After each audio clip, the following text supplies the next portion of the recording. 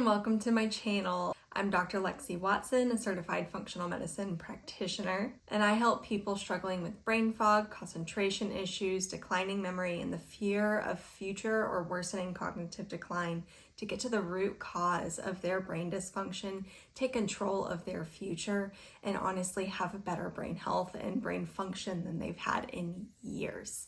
Today, I wanted to talk about the role that sleep has in brain function. And I wanted to start today by telling you my own sleep deprivation story. You see, I have one of those personalities where I just want to get stuff done. I love making lists, checking them off, and feeling that sense of accomplishment. But I used to do those things at the expense of my sleep. I would sometimes go weeks living on 4 and 5 hours of sleep each night. And let me tell you, that was not a friend of my ADHD and brain fog issues. In fact, my sleep deprivation honestly made my ADHD and brain fog that much worse. However, when I really focused on my sleep and restoring the quality and the quantity of my sleep, things turned around, and they turned around fast.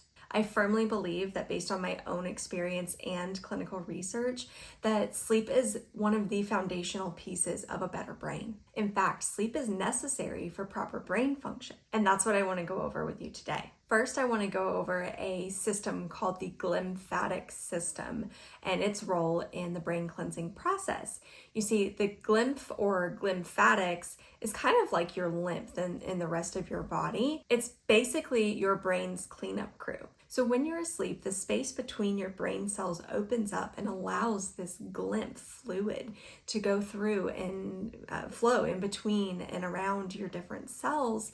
And what it does is it helps grab onto debris and the damaged parts from the work of the day. Sleep is also when our brain consolidates our memories into permanent storage. So you can think of your brain as kind of like a library. So throughout the day, you're experiencing all these different things, and your brain is storing those into short-term memory files. However, when you sleep, that's when your brain then sorts through those short-term memory files and reconsolidates them and reorganizes them into long-term storage. This is a process called memory consolidation. Now, I want to emphasize that the glymphatic cleaning system and the memory consolidation really only happen during the deeper stages of sleep.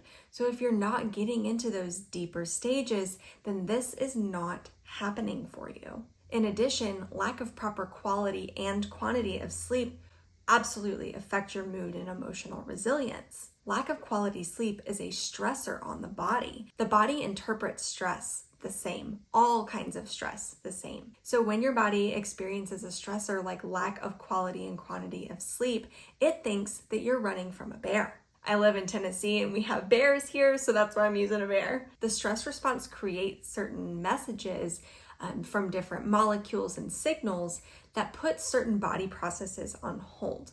This is why we call it fight or flight, and then there's a different system that's called rest and digest. It puts all of the rest and digest processes on hold, which are usually the processes that promote longevity, whereas the fight or flight processes prioritize short-term survival. So the things that are put on hold are things like digestion, cleanup and repair, and making vital brain chemicals that help balance mood. Now you may be wondering, okay, well, this is all great science and stuff, but how do I actually get good sleep? And I will say I'm going to be going over that in the next video, so stay tuned for that. But right now I want to go over some factors that may be affecting your sleep adversely. First and foremost, sleep apnea. Sleep apnea occurs when you're not breathing appropriately during sleep. And so your body wakes up to make sure that you have the oxygen needed to sustain life. Obviously, interrupting your sleep cycle that often is going to be detrimental for you getting into that deep sleep needed for the processes we talked about earlier. Next is excess weight, and this may not be one that you want to hear, but it's scientifically driven. So when you have excess weight, you usually have more fat cells, and fat cells can create inflammatory markers on their own, which send stress and distress signals to the rest of the body. We already talked about how stress can put other things on hold, like sleep and digestion and cleanup and repair. And so the excess weight can be prohibiting you from getting that wonderful sleep. In addition, the more you weigh, the more likely you are to develop sleep apnea. Number 3 is sleep aids. And as a pharmacist by license, this one is very near and dear to my heart. Most sleep aids are designed to basically tranquilize you. They are there to drug you to feel sleepy. However, most of them, if not all of them, actually inhibit your deep sleep cycle.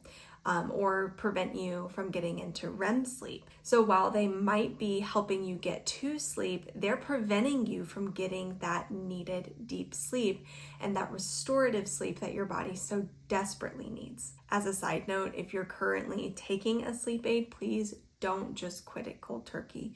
Most of these medications need to be weaned off slowly so that you don't have a rebound effect. Next is hormonal imbalance, and this does include stress hormones. So we've talked about stress a lot already, but other hormones are involved in sleep as well, such as melatonin, estrogen, progesterone, testosterone. All of these hormones play a role together to create this symphony that allows you to have wonderful sleep. When and what you eat can also affect your sleep. Many foods are seen as inflammatory by the body, which is a stressor, which, as we know, adversely affects sleep. Also, when you eat, if you eat too close to bed, then your body is focused on digesting your food rather than on sleep. Depression and anxiety can also affect your sleep because these conditions mess with your brain chemistry and they mix up the signals in your body. And even GI issues such as reflux can be affecting your sleep. Now, these are some of the most common ones that I see, but it's definitely not an exhaustive list. And most of these things may require some extra digging. And for that, I encourage you to seek out a functional medicine practitioner such as myself to really get to the root cause of the issue. If you're interested in how I can help, let's set up a call to chat. The link to my calendar is in the description below. That about wraps up things for today. Remember, in the next video, I'll be going over my top practical tips to getting better sleep. I hope this was helpful. If you liked it, please hit that like button and be sure to subscribe to my channel. And feel free to follow me elsewhere. All of my links are in the description box below. And as a special thank you for joining me today, I'd love to give you a free gift. The link for that is in the description as well. I'll see you next time.